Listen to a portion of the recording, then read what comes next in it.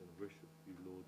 We pray for others around the world. There are a lot of things happening where believers cannot gather. And so we pray for them. We pray that they are comforted by your word, comforted by the fellowship that they have with each other, Lord. So we pray a special blessing there. We pray for this service today, that it is a service of worship unto you. It is a service where we learn to hear what you have to say in your word, and we go out and live it. We pray these things in Jesus' name.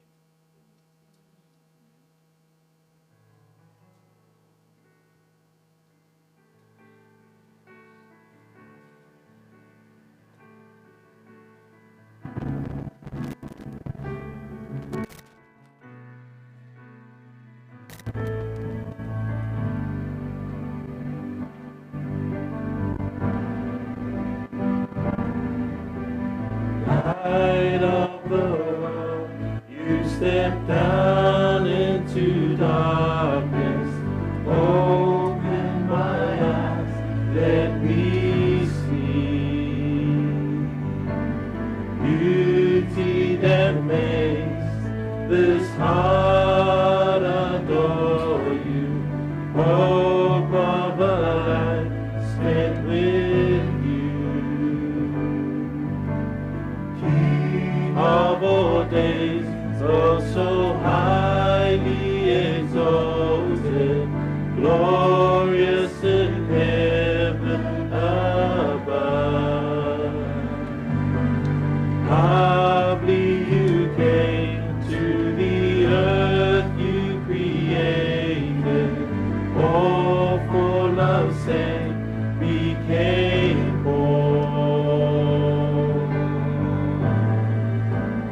Here I am to worship, here I am to bow down, here I am to say that you're my God.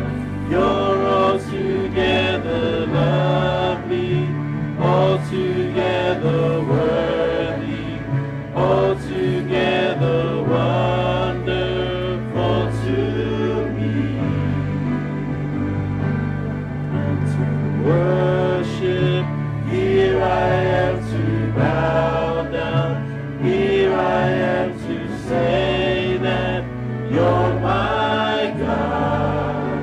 You're altogether lovely, altogether worthy, altogether wonderful to me. I'll never know how much it costs to see my sin upon that cross. I'll never know how much it costs to see my sin upon that cross. I'll never know how much it costs to see my sin upon that cross. I'll never know how much it costs to see my sin upon that cross. Here I am to worship, here I am to bow down, here I am to say that you're my God.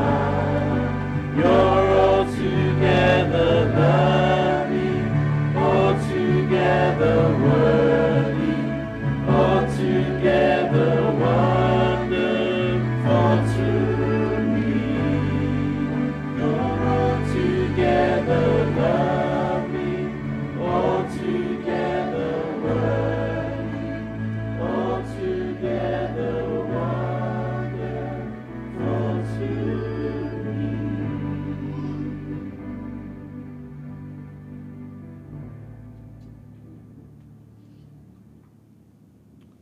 Praise the Lord, he is wonderful indeed. Please join me in turning to 1 Kings chapter 8, verses 22 to 27. Mua tupu valu, whaiupu lua sifulu male lua, ile lua sifulu male fitu. 1 Kings chapter 8, verses 22 to 27.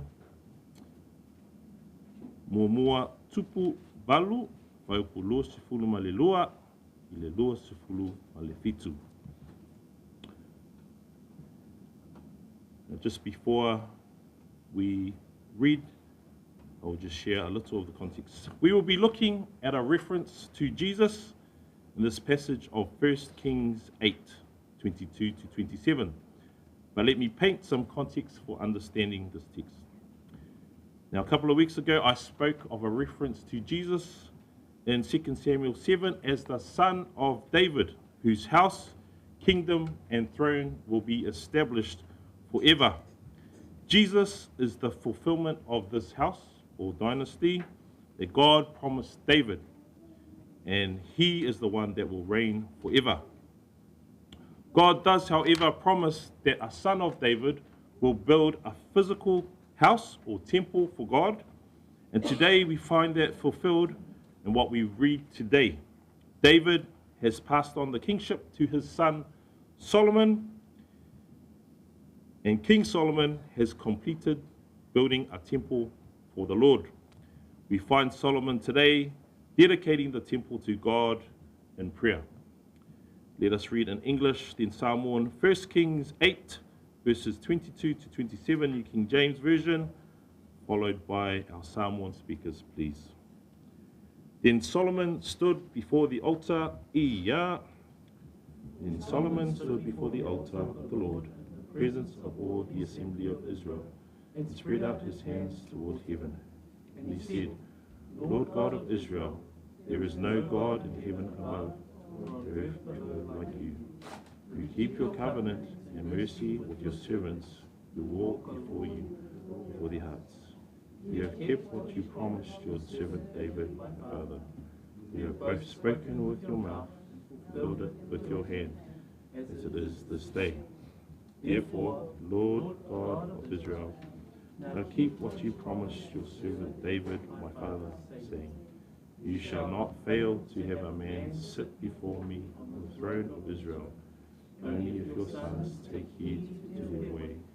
They walk before me as you have walked before me. And now I pray, O God of Israel, let your word come true, which you have spoken to your servant David, my father. Will God indeed dwell with the earth? Behold, heaven and the heavens cannot contain you. How much less this temple which I have built. Mua tupu valu, whaiupu lo sifulu male lua, ile lo sifulu male fitu, whamole mole ia.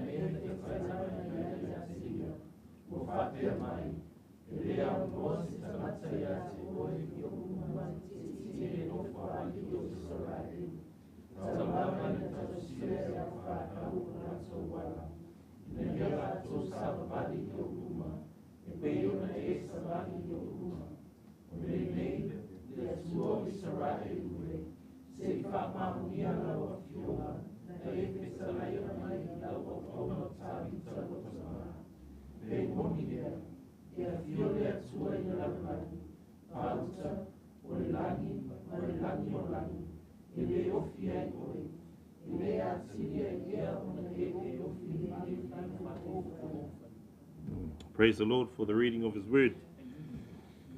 In verses 22 to 23, we see that Solomon prays and declares that no one is like God. He is incomparable, which means no one compares to him. No one is on his level. He is on a level to himself.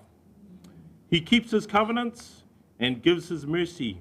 And we know that he gives mercy new every morning, not yesterday's leftovers, as Fala says. In verses 24 to 26, Solomon knows that God keeps his promises, and he in himself is partial fulfillment of that, having erected the physical temple for God. Solomon prays for the rest of the promises made to David to be fulfilled in time. Now, the focus I want to hone in today is verse 27. It reads, "But will God indeed dwell on the earth? Behold, heaven and the heaven of heavens cannot contain you. How much less this temple which I have built?" God's immensity is such that Solomon declares that even the heaven of heavens cannot contain him. Now, God being omnipresent, which means God is everywhere all the time, stirs Solomon to acknowledge that God cannot be contained on earth, let alone a temple made by him. But here's where we see the reference to Jesus with the question that he asks, "But will God indeed dwell on the earth?" Solomon wonders and is in awe and astonishment. Now, if you work in a big company, there will be different levels of management. You will have a direct line to answer to, and perhaps you will have a CEO. Now, it is highly likely that the CEO will not have time to do your work at your basic level. So here we see that God answers this question, will he indeed dwell on the earth? The CEO might not have time, energy, attention to be able to do work. And fair enough, they have responsibilities at their level, you have responsibilities at yours. He is merely a man. But God, who is the creator of the universe, knows our name. The CEO perhaps does not know your name. He knows everything about us. The CEO perhaps won't know that you exist. God comes from heaven, and while Solomon proclaims that the heaven of heavens cannot contain you, we find God in love and humility contained within a virgin's womb. A few weeks ago, we celebrated Christmas, and one word to summarize Christmas is Emmanuel, God with us. Christ humbled himself and did indeed dwell on the earth. Such was Christ's humility and love that he forsook a lot, as we read in Philippians 2, verse 6 and 7. Christ Jesus, who being in the form of God, did not consider it robbery to be equal with God, but made himself of no reputation, taking the form of a bondservant and coming in the likeness of men. In humility and love, Christ came in the form of human flesh to do the work of salvation for us because we could not do it. He was born to die to satisfy God's wrath on our sins. And while Solomon refers to the temple he built, hundreds of years later, Jesus challenged the Jewish leaders to destroy this temple, and in 3 days I will raise it up. Jesus was not referring to a physical temple, but to his death and resurrection that would claim our salvation. Jesus is alive today, my friends. He is God, and we are to worship him. As verse 23 declares, there is no one like God. He is full of mercy. He is full of grace. Let us stand and praise the Lord, for his mercy is more.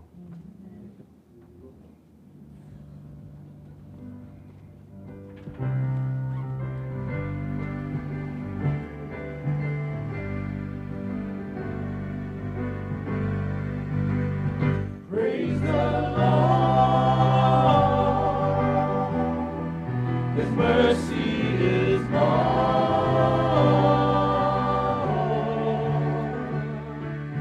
Stronger than darkness, new every morn. Our sins, they are many. His mercy is more. One love could remember no wrongs we have done. Omniscient or knowing, he counts not their son. Thrown into a sea without pardon or shore. Our sins, they are many, his mercy is more. Praise the Lord. His mercy is more.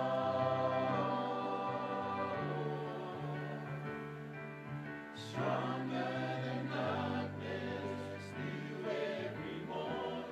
Our sins, they are many, his mercy is more. What patience would wait as we constantly run? What Father so tender is calling us home? He welcomes the weakest, the vilest, the poor. Our sins, they are many, his mercy is more. Praise the Lord. His mercy is more.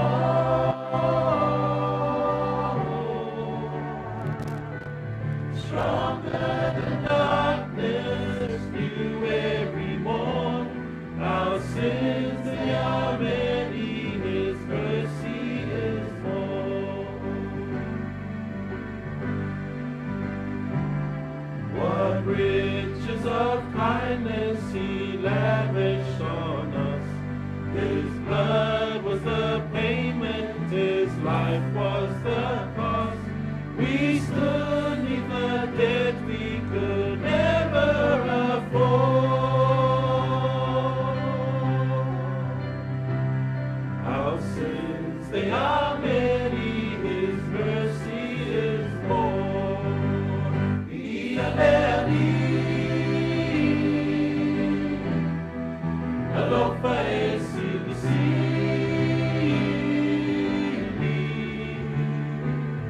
Malosile monisa, fonitaya uma. Itele omule ana, siniona alofa. Praise the Lord. His mercy is more.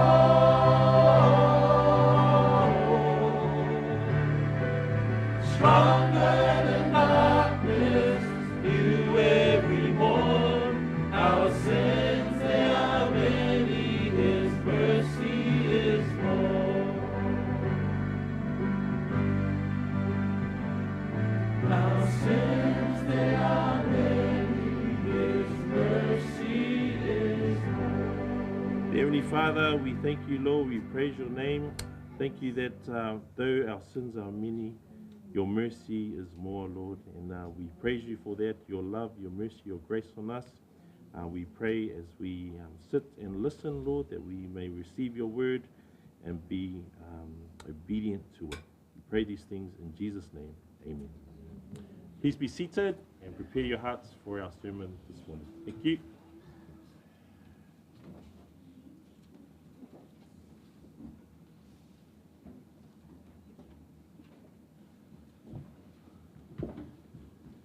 Thank you, Brother Ota. Good morning, everybody.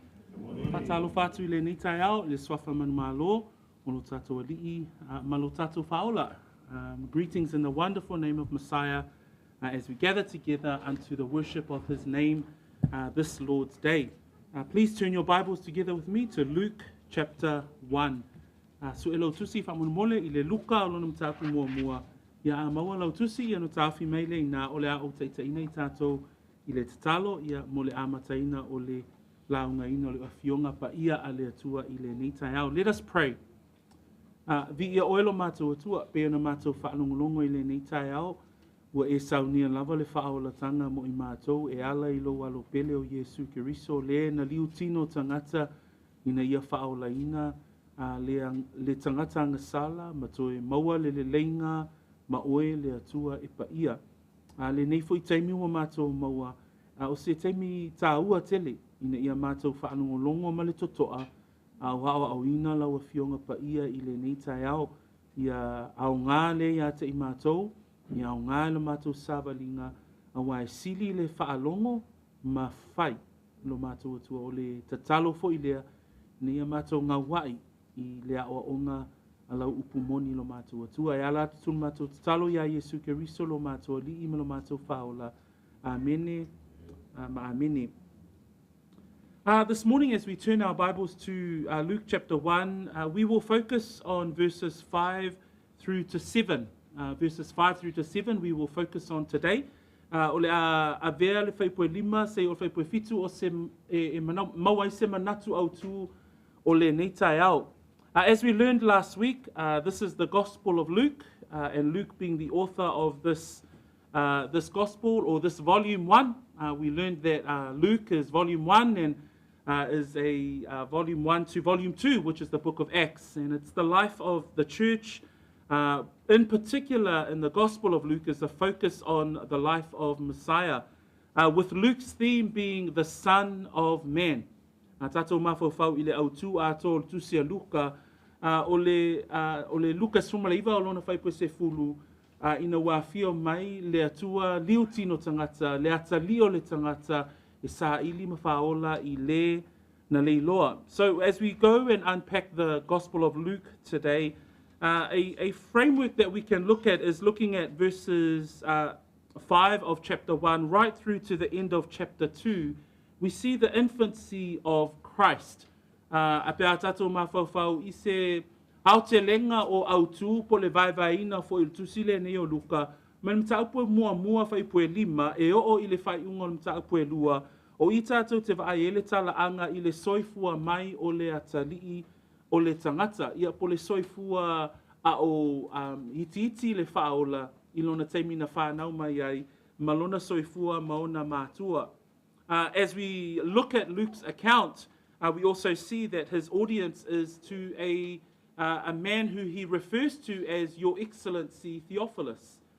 So le tusi fo ile nei o le tusi o lo tusia e Luka ia I le tangata lea e ngoa ia Teofilo. And as we learned last week, if we look at verse 1, this is a collection of records that Luke has gathered together from those who were witnesses and those who were teachers and ministers of the word. We see that in verse 1, inasmuch as many have taken in hand to set in order a narrative of those things which have been fulfilled among us. And so we also see in verse 3, Luke writes, it seemed good to me also, having had perfect understanding, to write to you an orderly account. That we could see in the way that Luke captures this gospel or his record of the life of Messiah, it's to set it in an orderly way.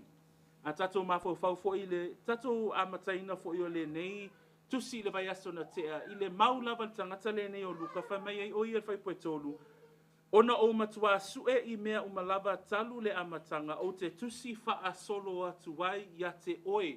Mana tua o tangata le nei o Luka, o le tu whaatasia o na manatu ma mea uma na ia I loa e whaatatau I le Mesia, na whaongaina I le anganga o le atua, ina ia tu whaatasi le mau e winga I le Mesia. So here in chapter 1, we see an account of, or Luke's account with regards to the Messiah. And there are two pregnancies mentioned in chapter 1. First and foremost, it's the pregnancy with regarding the Messiah. But the other pregnancy is with regards to the birth of John the Baptist. And so this morning, Luke opens up his account and he takes us into, with detail, into the birth of John the Baptist. In fact, takes us right back into the story of John the Baptist's parents. I le nitai au, o le autu o te whia autu whaautuina I fo I le nitai au, o le talaanga o le whanau mai o Ioane le Papatiso. I tustu singa Luka, tātou te mawai, e le ngata o le whanau mai o le Mesia, I le mataupu mua mua. I le mataupu mua mua pau fo I lea o le evangalia, na te tūsia le tūsia winga I le talaanga o le whanau mai o le tangata le ne o Ioane le Papatiso, e o lava fo I la I ona mātua o Sakaria ma I le Sepeta. Pe o I nā la e mawai le autu o le tātou mataupu I le nitai au. So this morning we will focus on these two characters, plus another character that we see in verse 5. So let us read the word of the Lord this morning as a way to begin our thoughts and some thoughts that we would like to share from the text that we have before us. Se I tatou whaitau le upo le atua, ina ia mawai fo ise manatu wha mawhanawhana, ma wha malosi au ia te oe, le tangata whaatuatua. Whaitawina le wha Samoa, a maea o na whaitawina leo le wha Peretania. Let us read the word of the Lord first in Samoan, and then also in English. Samoan, ona po ia.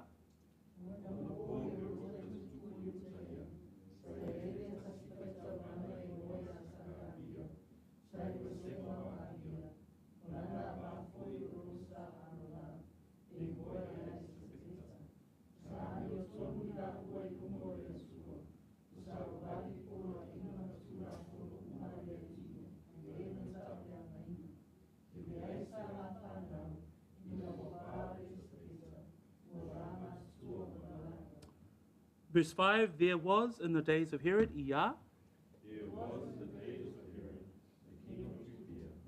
a certain priest named Zacharias, of the division of Abijah. His wife was the daughters of Aaron, and her name was Elizabeth. And they were both righteous before God, walking in all the commandments and ordinances of the Lord, blameless. But they had no child, because Elizabeth was barren, and they were both well advanced in years. Blessed be the name of the Lord for the reading of his word. So here we see Luke in his way of approach to any information that he has gathered. He begins the narrative around the birth of Messiah with regards to an historical timestamp. Tatou va'ava'ai I le awala natusi ai e Luka la natusi, o I le whaiupu e 5 ono ma le fitu, e mawhai ai fo I lao na tatou va'ava'ai I se teimi whapitoa I le tala whaasolopito o le tala anga o le whanau mai o le Mesia, I le teimi na whanau ai le Mesia.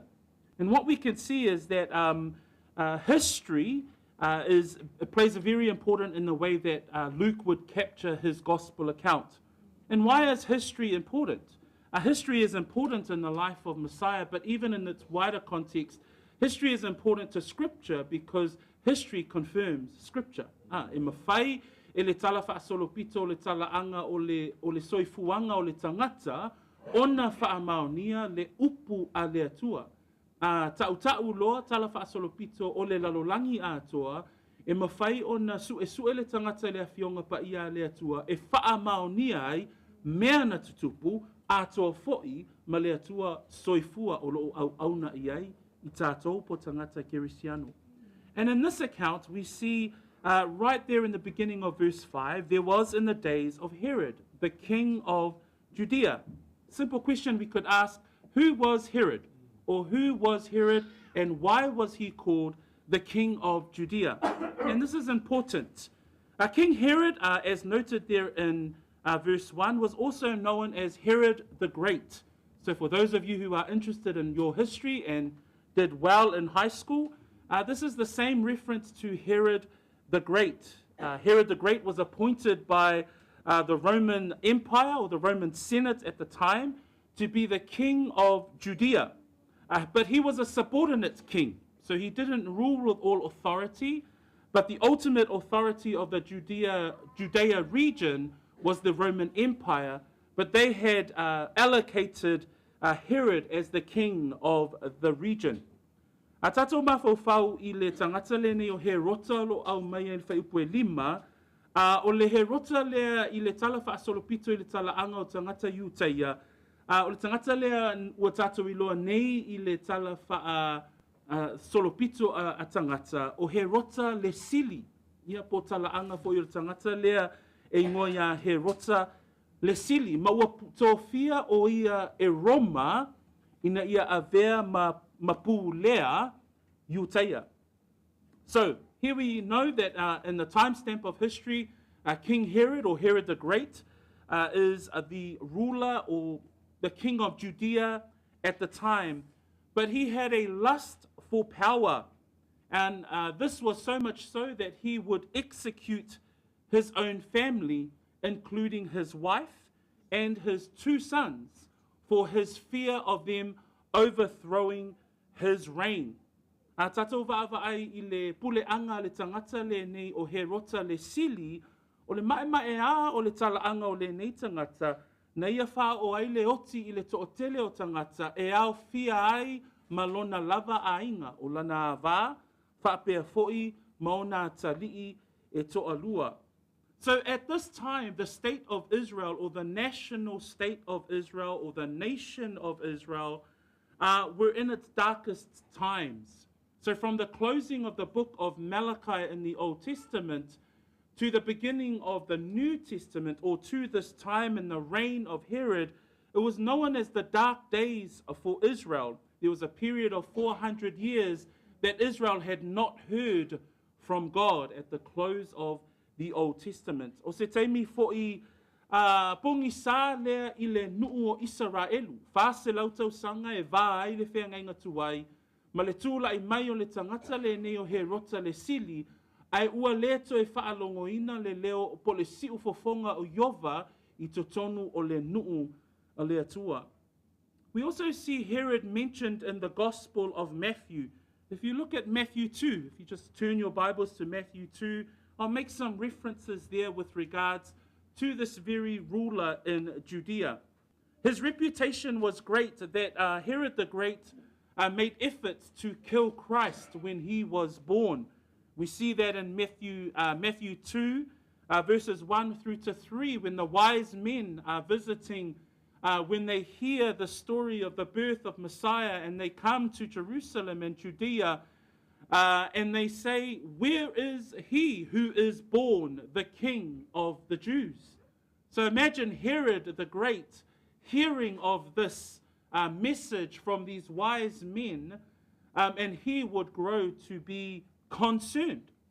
Tātou wāwai le tusi I winga I tangata le ni o he rota le sili, I wha maunga a mātaio, I le tusi a mātaio mtau pue lua, paipu mua e o le tolu, I le whanau mai a le Mesia, na whinau le tangata le ni o he rota e whialu e vaai le Mesia, that he would say to the wise men, that he would want to find this Christ child, and that he too would go and bow. But we all know that that was just a front. We see that in verse 7 of Matthew 2 to Matthew 8, that the wise men determined to find where Jesus laid, or where the young child, they found him, and that they would ultimately worship the young child. But then divinely in a dream, they were told not to return to King Herod. When they don't return to King Herod, we see that King Herod gets into a rage. Look down at verses 13. Now when they had departed, this is the wise men, an angel of the Lord then appears to Joseph in a dream, and he says, arise, take the young child and his mother, flee to Egypt, and stay there until I bring you word, for Herod will seek the young child to destroy him. So there's the reputation of Herod the Great, even at the time of the birth of Christ. A tātou vaavai I le mae ao tangata le nei o he rota le sili e o lava I le whānau mai o le Mesia ina ua le toi fo'i mai ia mākoi ia he rota. Whape aile upo le angenu ia Iosefa mātai o alona mtaupu e lua whaipasuma tolu tula ia ina ave le tama I titi malona tina masosola I aikupito mana nofo ai se ia ufai atu ia te oe a wā o le a sa ili he rota I le tama I titi ina ia fasioti ia te ia. So I just want to build a character reference to this person Herod, just to give us a little bit of context with regards to the time in which Messiah was born.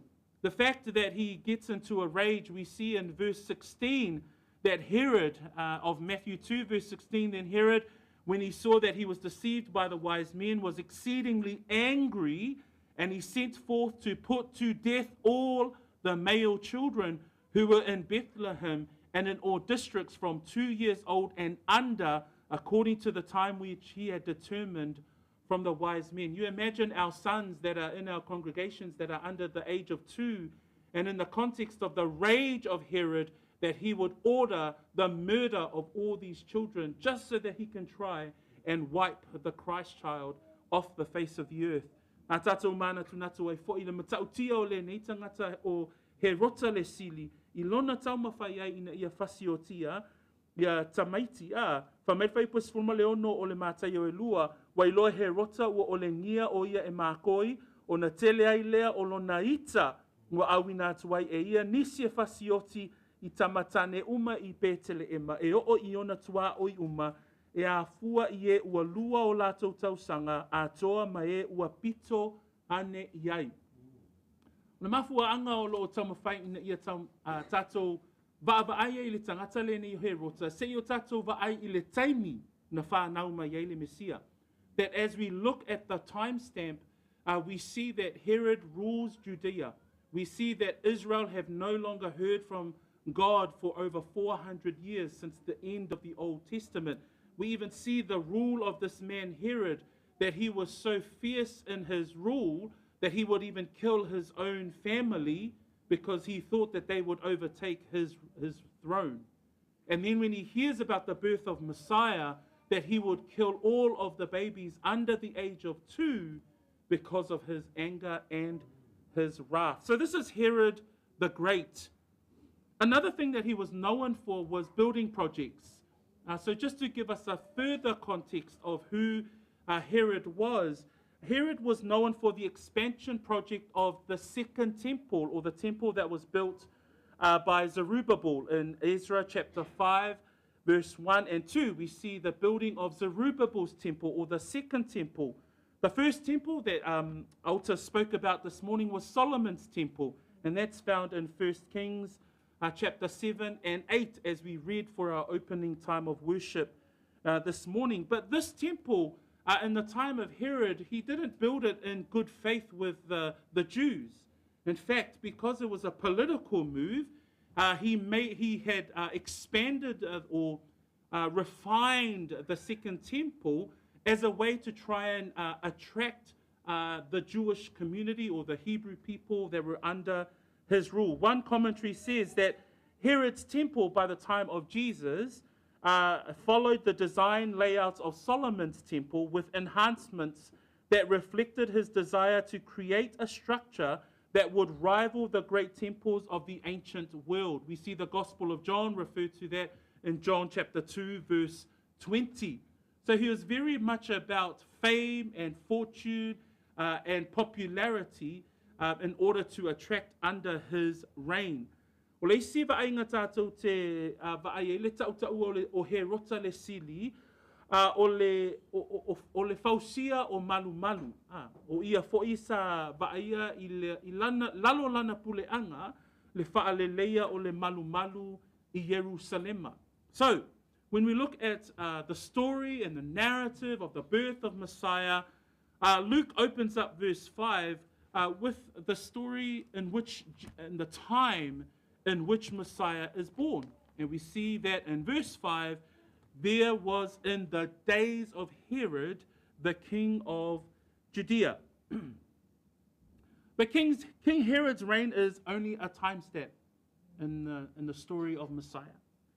Because God coming in the flesh does not involve a secular king, but instead the events of the coming Messiah would involve a lowly elderly priest, and his name was Zacharias.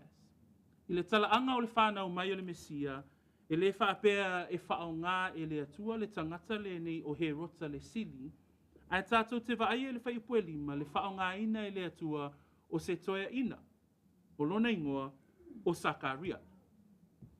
And so Zacharias is a second character that we would look at in today's sermon, because in verse 5 it says there was in the days of Herod the king of Judea a certain priest named Zacharias of the division of Abijah. I le whaipuna e lima o na po he rota le tupo Utaia, sa ia le tasi whaitaulanga e ngoia Sakaria sa i le vasenga o Avia. And so again today, through our character studies that we see in the story of the birth of Messiah, we just want to highlight these characters, and we'll look at the purpose at the end of our sermon today, before we actually go into the birth of John the Baptist. And the second person that is named in Luke's account is John the Baptist's father. His name was Zacharias, and the meaning of his name that we should also take note of is remembered by Jehovah. He was not a high priest. He was not a chief priest of the Sanhedrin. He was what was known as a common priest. O tangata le nei o Sakaria, o ia o se tasi o whaitaulanga o le malumalu. In fact, of the division of Abijah, we will learn what is the division of Abijah, and what was the function of these divisions of priesthoods within the context of the tabernacle and the service of the temple. Ina ia tātou malama i le vasenga o whaitaulanga mo latou tōwhinga, o le atatou vaavai i le whaamatala ina le tuspaia, o vaenga nei po o ngā luenga a whaitaulanga nei, ina ia tātou i loa i le vasenga o tangata le nei e ngoa ia Sakaria, malana tōwhinga i te tonu o le ngā luenga whaitaulanga. So let us turn our Bibles to 1 Chronicles, 1 Chronicles, mua no whai ngā tupu, and we will turn our Bibles to chapter 23. In order for us to answer the question, what is the division of priesthood and its function, we go back to the days of the Old Testament. Here we see in 1 Chronicles chapter 23, King David. So this is back to the days of Solomon's father, the second king of Israel. And King David organizes the priestly duties of the Levites and puts them in place. Ina ia tātou malama i le vasenga ma le tōwhinga o whaitaulanga i te tonu o le malumalu, tātou te maua mai le tusia le mua no wha i ngā tupu, tāpua e luasfu ma le tōru le whaamatalaina o le vaevaeina e tāvita o tōwhinga taitasi mo le auaunanga, mo le malumalu a le atua. In verse 32 we see there a verse that gives us an insight with regards to the priestly duties. In verse 32 it reads, and they should, referring to the priests and the division of priests, and they should attend the needs of the tabernacle of meeting, the needs of the holy place, and the needs of the sons of Aaron, their brethren, in the work of the house of the Lord. So what we see here, that the divisions of priesthoods, King David would allocate these priests for the service not only to the house of the Lord, the tabernacle of the Lord, but also to Aaron and his lineage with regards to the serving of them. So, a tātou mawhauwhau i le whaipuna e tōlus fuma le lua, e au mai e fo i se ata ia te i tātou, i le auaunanga a whaitaulanga i te tonu o le malumalu. Whamai whaitauina whaipu tōlus fuma le lua, la tau te au ana foi i le tausinga o le whale whetā whai o le whaapotopotonga, ma le tausinga o le malumalu, ma le tausinga o ata lii o Arona, o la tau uso, i le ngaluenga, i le whale o Iova, lona winga, o ngaluenga alwasenga o whaitaulanga, o le tausia o le manumalu, ma le tausia o faitaulanga sili o le manumalu. Lela ia le vasenga a Arona. So their role was mainly to assist the higher ranking priests. So we start to see a picture with regards to Zacharias. So it was roles like cleaning of the tabernacle, the leading of the worship at the temple, the preparations and the cleaning up of the sacrifices, the burning of incense. So we see that these roles, David put them in order very specifically. In fact, there were 24 divisions. As we look down at chapter 24, there were 24 divisions that were established by King David to serve Aaron, the Levites, and the tabernacle. So when we see Zacharias' division, the division of Abijah, that was the 8th division out of the 24 divisions of the priests that would serve the tabernacle. A tatou vaavai I le mataupu lua sefulu ma le wha, o loo iai I le whaipu e sefulu e o I le whaipu e sefulu ma le iwa, o I tātou te vai, o le au whai o vasenga o whaitaulanga na whaatulanga ina e tāwita e lua sefulu ma le wha.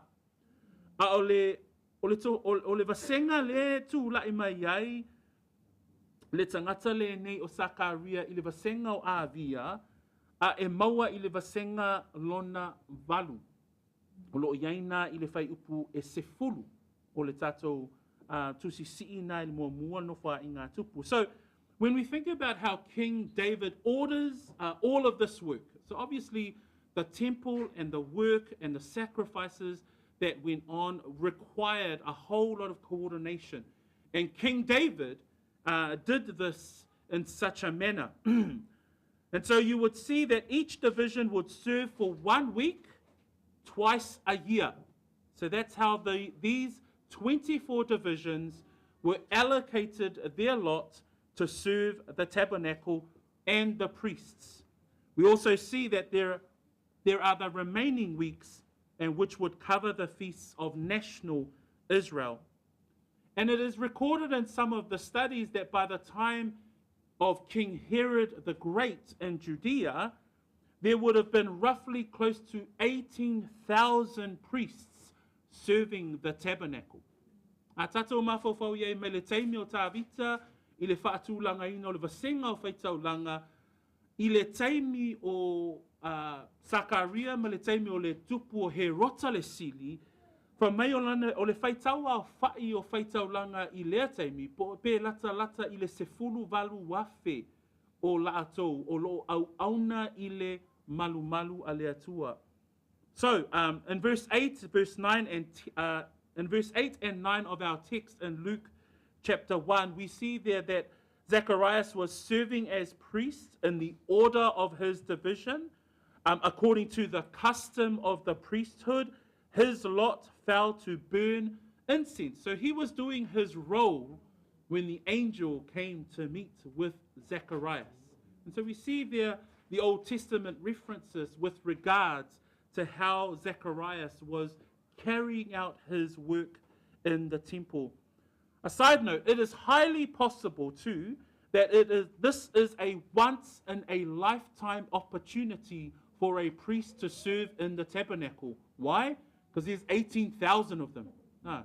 So it will fall on the division of Abijah, then it will fall on, it's almost like the Matai system, but then it will fall on whoever's family it was, but then it's their family, and then their sons, their sons, their sons. So it might have been once in a lifetime that they would get this opportunity to serve the tabernacle. So that's why when we read the account of Luke, and this is, I guess, my own insights, because when I think that Luke has taken the time to give us this detail, there's a reason why. E iai le mafuanga ua tuuina I le anganga o le atua ia Luka, ina ia tau mai a te I tātou le teimi na whānau wai le Mesia, a toa foila, ia mamātua o Ioane le Papatiso, mangaluenga na whaatino I tangata nei, peila o le tangata le nei o Sakaria, I le vasenga o Avia, le ala o tātou iloa, o lona valu o vasenga e le vea I le tangata le nei o Sakaria. O leisi fo I va ainga tātou te vaai I talaanga o mea nei o whaitaulanga, ona o le toa tele o le whainu mera o whaitaulanga, a tonu o le awa noa le tangata e maua au nei le malu, na le tasi lava I lona soifua atoa. A o mai loa le teimi o le tangata e au nei I to tonu o le malu o le atua, e fōlinga mai ona o le whainu mera o le malwhaanga solonga o vasenga nei, e fōlinga mai e tasi lava le awa noa le tangata e maua e au nei I le malu. Pio se isi wa ainga nā e winga I le tangata le nei o Sakaria. Carrying on, we see a third character this morning. So we see King Herod, we see the priest named Zacharias. At the end of verse 5 it says there, a certain priest named Zacharias of the division of Abijah, his wife was of the daughters of Aaron, and her name was Elizabeth. E le ngata tātou te vaai I le whaitaulanga e ngoa ia Sakaria, e le nita au tātou te vaai e foi, lona to alua, po le a vāo Sakaria. Whamei le whaitawina whaipoe lima, o na po he rota tupu, o Utaia sa iai le tasi whaitaulanga e ngoa ia Sakaria, sa I le vasenga o avia, o lana a vā foi o lo sa arona, e ngoa ia e le sapeta. So, Elizabeth, noted there by Luke as was of the daughters of Aaron. So not only was Zacharias a priest, so he was in the lineage and the heritage of the priesthood, but his wife too was of a priestly lineage. Elizabeth was also from a priestly lineage, and Elizabeth herself would be familiar with Zacharias' priestly role. It says there that Elizabeth's meaning of her name is the oath of God. A tātou vāwaai le tangata le nei o Elisapeta, malona tupuanga, e le ngata o Sakaria e tupunga mai I le ainga whaitaulanga, a o le tangata le nei o Elisapeta, o lana tupuanga o Arona, lona winga o ila ua uma nei, e tupunga mai I whaitaulanga. So o ata nā o lo tātou vaavaai ai, e winga I le whānau mai o le tangata I ngoa ia Ioane le papatiso maona mātua, ma lona tupuanga, a tātou te vaai ai le whaonga ina I le atua, I le whānau mai po le talaanga I le whānau mai o le Mesia. So these are the three characters that we wanted to introduce this morning. Is King Herod, that gives us a time allocation in history in which these occurrences occur. And what do we know about King Herod's rulership? It's probably one of the most evil, one of the most horrific times, one of the most oppressed times in which John the Baptist would be born into, as well as Messiah. We see the life of Zacharias, who was serving according to his division, and that his lot fell his time to serve the temple, and it probably was his only time because of the sheer number of priests that would serve the tabernacle. But we also see his wife Elizabeth, and both we see characteristics described in verse 6 and 7. And this is a final thought that we want to share on, is the characteristic of these two people. Because verse 6 reads, and they were both righteous before God, walking in all the commandments and ordinance of the Lord, blameless. Verse 7, but they had no child because Elizabeth was barren, and they were both well advanced in years.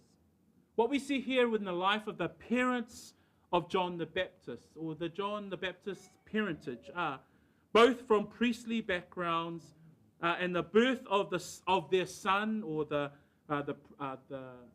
message of the angel that would come to Zacharias with regards to the miraculous birth of John, marks a work of God in the lives of those who are faithful servants to the Lord. That's an insight that we can see in the story of Zacharias and Elizabeth. We see that they are both from priestly family and lineage. We see that in verse 6 they are both righteous before God. They walk in the commandments and ordinances.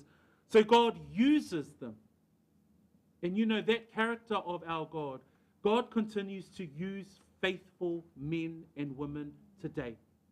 That's something that really blessed my own heart as I was going through this study, that the faithfulness of these two characters in the story of the birth of our Messiah reminds us that God still uses the faithful, even today. So we see in the life of Zacharias and Elizabeth the way that God would use them in the story of the birth of Jesus Christ. Let's just look at Luke chapter 1, and we'll see the interaction in verse 39 to 43. Say tanga ifo ile fai poe tolu sful male iwa ile pas ful male tolu.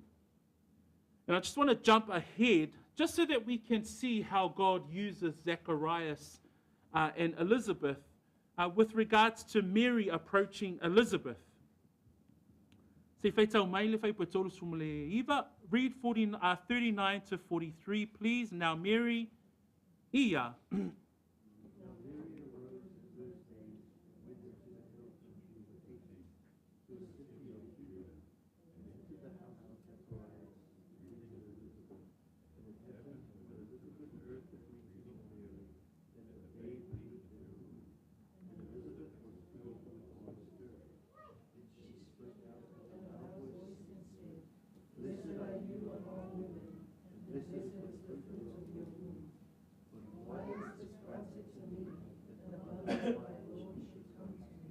Peta wina fa Samoa tolu sumleiva utulai ia utulai Maria ia onaso una fa televave atu maunga ile tasi ayo yuta wa uru atu foi o ia ile fale o Sakaria ma alofa atu ia ile sepeta mo fa alongo mai ile sepeta ile alofa o Maria una ososo ile o le tama ilona manava wa fa atu muina foi ile sepeta ile anganga pa ia na langa ia ua leo tele, ua whapea mai, amu ia oe I whawhine, amu ia fo'i le a whanau mai atu oe. Pe whape whea fo'i le nei mea, ina ua sau le tina o lo ua li ia te au nei. So here we see, in, as we just sort of look ahead in the story that of Luke's account, we see here the way that God would use Zacharias and Elizabeth and to prepare the way for the birth of Messiah. That we see that their characters that Luke captures in verse 6, that they were both righteous before God. When we think about righteousness, and this is the fulfillment of duties towards God and men, that they were of right conduct. Luke writes there that they were walking in all the commandments and the ordinances of the Lord, that they would carry out their duties with obedience and faithfulness. This is true characteristics that is also true of a believer today. That they were blameless is another descriptor that we see that Luke gives both Elizabeth and Zacharias. When we think about being blameless, it means that they were faultless, they were free from fault or defect, that everything in their service, that as we see the story unfold in the Gospel of Luke, these are true characters of these people, characteristics of those who walked in faithfulness with their God. They were both righteous, they were walking out in obedience, they were walking blamelessly.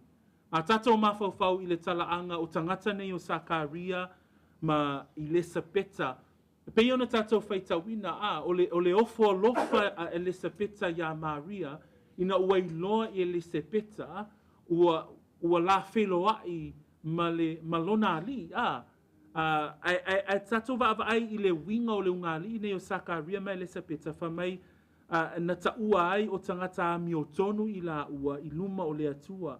Whamai o e sawa vali I poloa inga, matula fono uma a lea li, I whamai e le matau leangaina.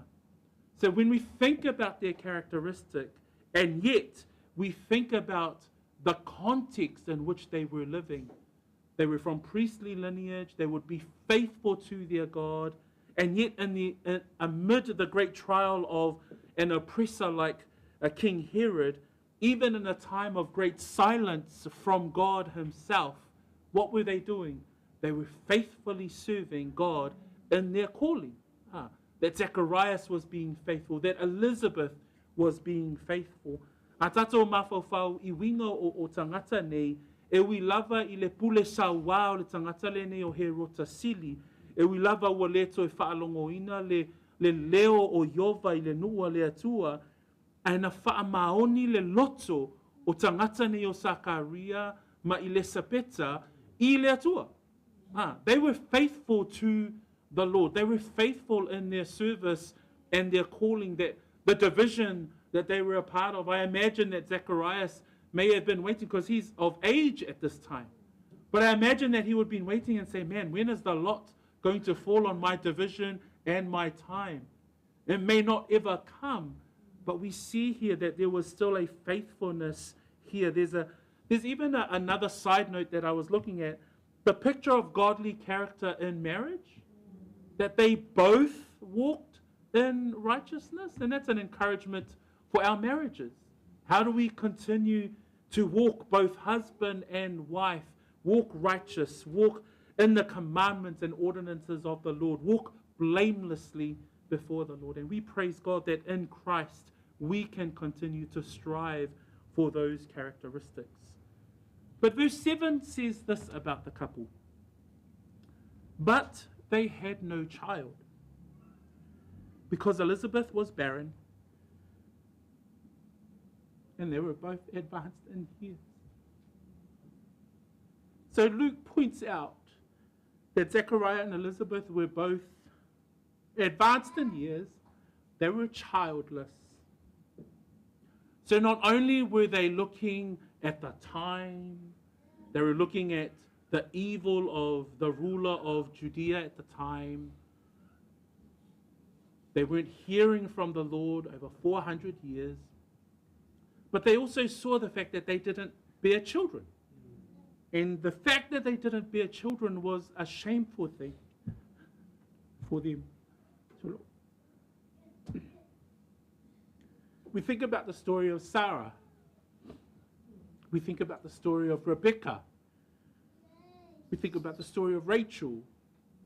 These are the forefathers and their wives. We think of the story of Samuel's mother, Hannah. And often in these stories, when you read up these stories, you see that these women were mocked and they were made ashamed for their barren state.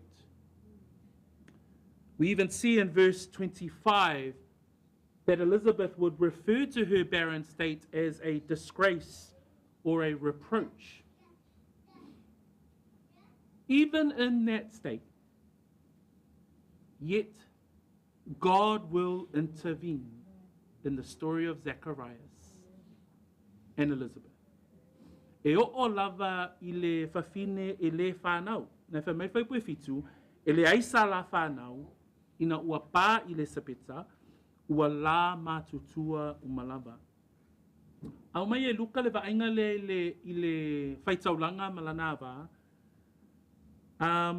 ona o se vaenga e le ngata o se taimi pongi sa I le nua le atua, e le ngata o se taimi whaingata ona o le pule anga a he rota, e le aisa la whanau. O le whanau foi o le unga li I le vai taimi lea o se mea maasiasi. Tātou te iloa me le whenga inga tuai le talaanga ia Sarah, Rebecca, Rasela, Mahana, nisi nei o talaanga o tina, I le tā ua ai o lātou talaanga, o se mea e maasiasi tele ai le whanau o le tina. Ai, I le taimi o le whanau, I le taimi o le pongisa, I le taimi o le langona o le leo o le atua, I le nua le atua, na sauni ai le atua, le awala, e whaongai nai, Sakaria ma Elisabeta. That in the time of great oppression from King Herod, in the time of shame and being barren and unable to have children, that God will intervene through the birth of a son to Zacharias and Elizabeth. And that's John the Baptist. We see that in Luke chapter 1, verse 13, the angel says to Zacharias, "Do not be afraid, Zacharias, for your prayer is heard, and your wife Elizabeth will bear you a son, and you shall call his name John." In Luke chapter 1 again, further down in verse 76 and 77, look at those verses, and this is what Zacharias prophesies with regards to his son. "And you," talking about his son John, "and you, child, will be called the prophet of the highest, for you will go before the face of the Lord to prepare his way." He's talking about his son that will prepare the way of Messiah, to give knowledge of salvation to his people by the remission of their sin. What a great role that John will play, but Zacharias and Elizabeth had a great role to play as well. A tatou mafau fa mai le upo le angelu ya Sakaria, mai aua e te matau mo mua fai pasuma tolu, aua e te matau, a wā wa whaafonga ina lau te talo, e whanau lau a wā o Elisabeta so watali, e te whaingoa ia te ia o Ioane. Upu foi a Sakaria luka mua, pai pues fitu sfumaleono, se o fitu sumafitu, o oe foi le tama, e ta ua oe o le profeta a le sili ese, a wā e te mua atu I luma o le alii, e sauni I ona ala. O se upu e matautia tele lea upu e Sakaria, e fai e whatatau I lona atalii o Ioane le papatiso. E a vea o ia, ma leo e saunia le ala o le afio mai o le Mesia. So, final thoughts to end off our sermon today. Pardon me if I got a bit emotional there at the end. But what we see in the life of Zacharias and Elizabeth is God's perfect will in bringing forth his redemption plan for the forgiveness of our sins.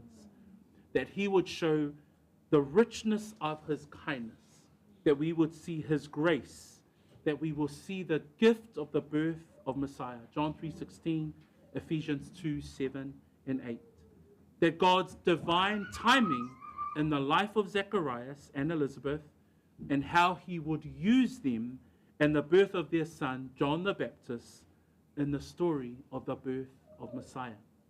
A tātou wa'awai I le soifua o nei au auna, Sakaria mai Elisabeta, tātou te wa'aiai, le whaatau nuuina e le atua o lona lava fina ngalo pa ia. I le talaanga o le tangata e ngoa ia Ioane le papatiso, ia maona mātua o Elisabeta ma Sakaria, e whai maleo na te saunia loto o tangata I le afio mai o le whaaola I le lalo langi. Praise be to God as we introduce those next few verses and as we pause our study next week or our sermon next week because of our special service. But go back through those verses. Go through and read up on the time, King Herod the Great. It was such an evil, dark time. But we see the light of God shine through in the lives of someone like Zacharias, in the life of Elizabeth. And we will find out next in the birth of their son, John the Baptist. Ia whamanuia lea tue lo loto, ia avea foi le neimata upo luka, tātou te wa'awai ai foi le soifua o tangata na whaongaina e lea tua. Whaamaoni pia oe, tu mau oe I lo whaamaoni I le mea ua wala awina ai, oe e lea tua. Keep on being faithful where God has called you. Be faithful in those things, and the Lord will continue to bless your heart. Tawene ia whaamanuia lea tua le tātou ainga le ni tai ao, ona o Yesu, tātou talo. Let us pray. Thank you, Lord, for your word. Thank you as we continue through this first part of Messiah's life. And as Luke gives his account, we see the life of people like King Herod, people like Zacharias and Elizabeth. Lord, that as we continue to head towards the birth of Messiah, we see the lives of these people, that they were faithful to the Lord in their service. And so, Father, we thank you for the encouragement that we have this morning.